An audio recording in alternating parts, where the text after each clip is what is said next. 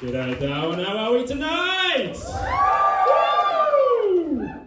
So my name is Tim Perrin. I'm another marine biologist with the CSIRO. So I know what you're thinking.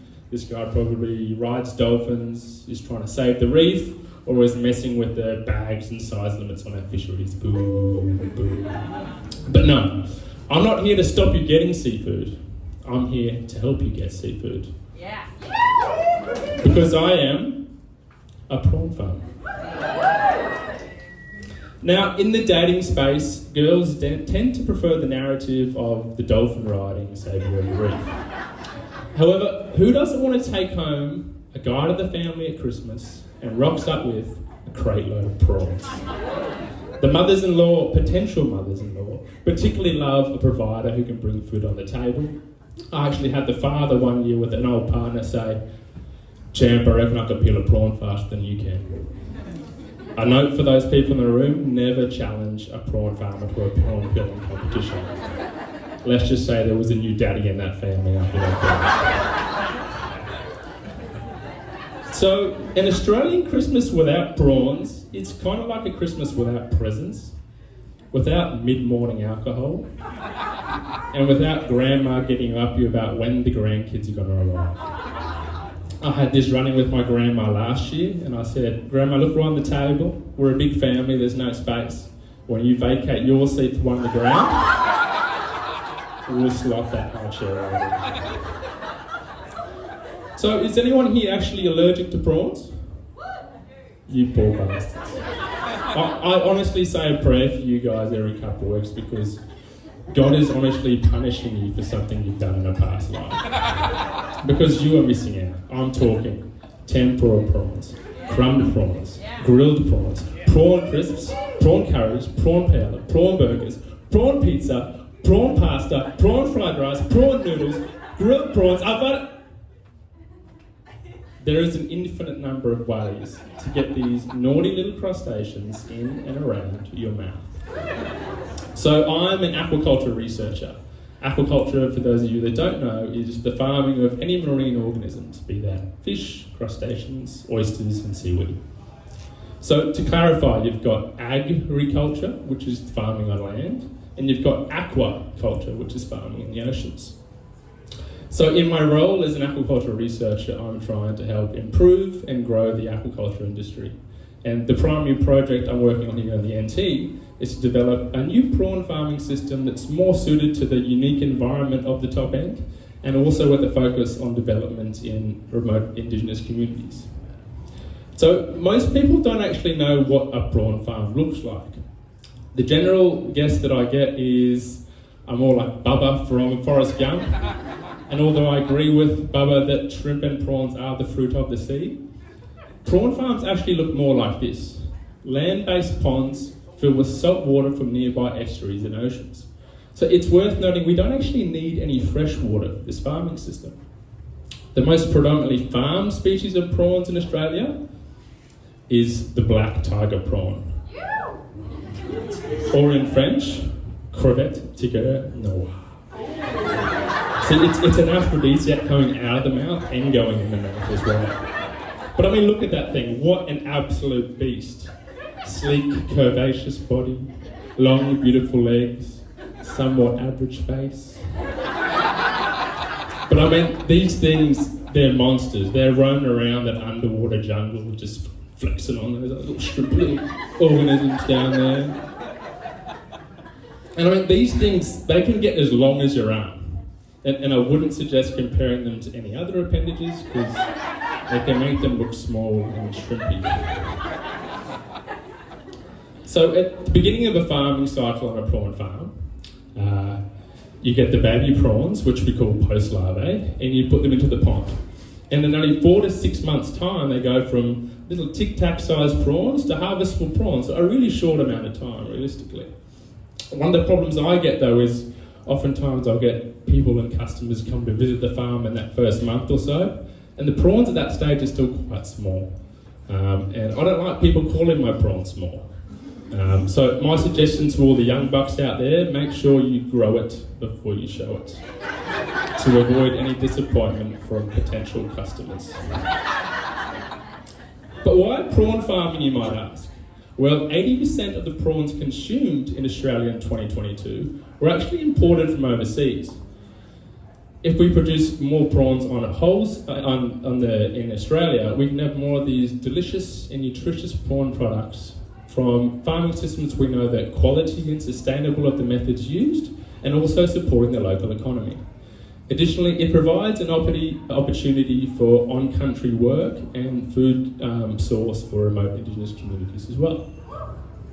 So how are we developing this farming system? So about an hour south from here in Berry Springs, we're renting part of a farm which we use as our demonstration farm. We've been running this farm for the last 2 years and have run 2 crops over the last 2 wet seasons and have another crop due November this year. The farming model we're trying to develop is a bit different to the current industry that operated on the eastern coast of Australia. So the current model that is operated is a semi-intensive model. So you've got ponds roughly 1 hectare in size.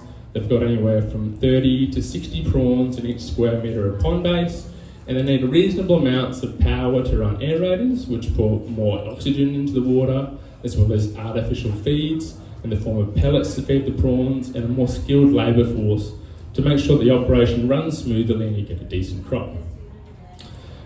The system we're trying to develop is what we call an extensive system, meaning it's lower density, so we're talking more in the range of 1 to 6 prawns per metre squared.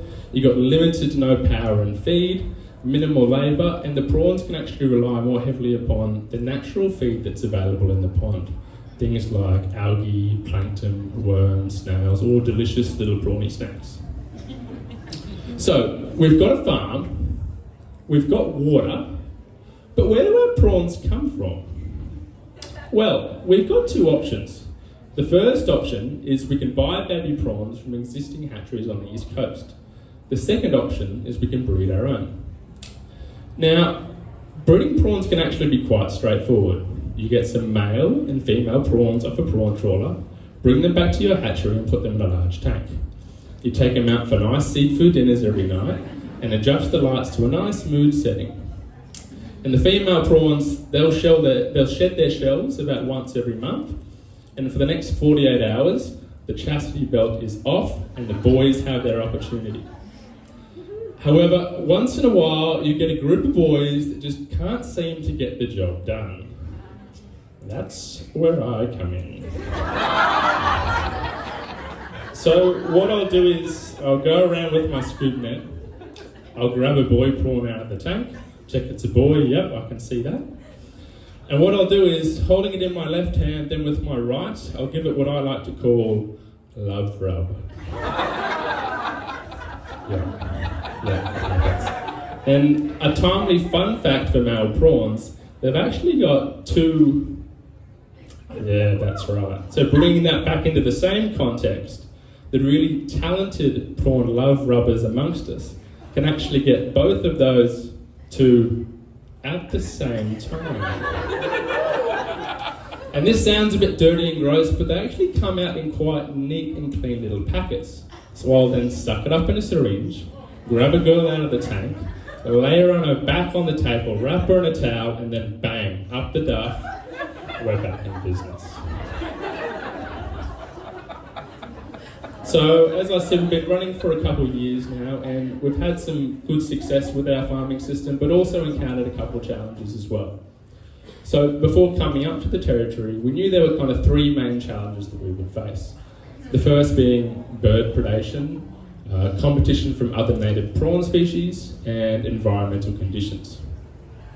Now, it's important, I think, for us to be honest as scientists about the challenges we do face and paint the full picture of what's going on. I personally love sharing the work I do with prawns in this project. It's something I love to bring up with new people as I meet them. The only problem I tend to face is when I do meet new people, generally they've met my partner before they've met me. So some of you might understand partners often have interesting ways of explaining what their partners do for work. Mine doesn't generally have this issue. She doesn't mention, oh, my partner's a prawn farmer. No. She likes to talk about the time I spend in the back of the dimly lit shed doing questionable things to helpless little crustaceans. The thing is though, she doesn't actually stop there. No, she likes to take a more hands-on approach, so she'll grab the person's hand, grab their finger, and show them how she thinks it is done.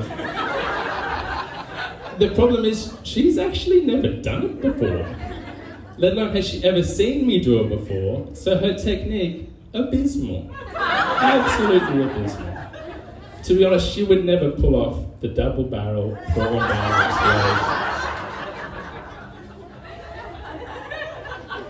So, next step for us. So, in the coming years, we're looking to expand our operation with a demonstration farm. So, we've partnered with Tiwi Resources and a local group on the Tiwi Islands, and we're looking to set up a co-designed farming model over on the islands. So, we're currently working through getting some costings done on what that farm will be, which will obviously be pretty expensive.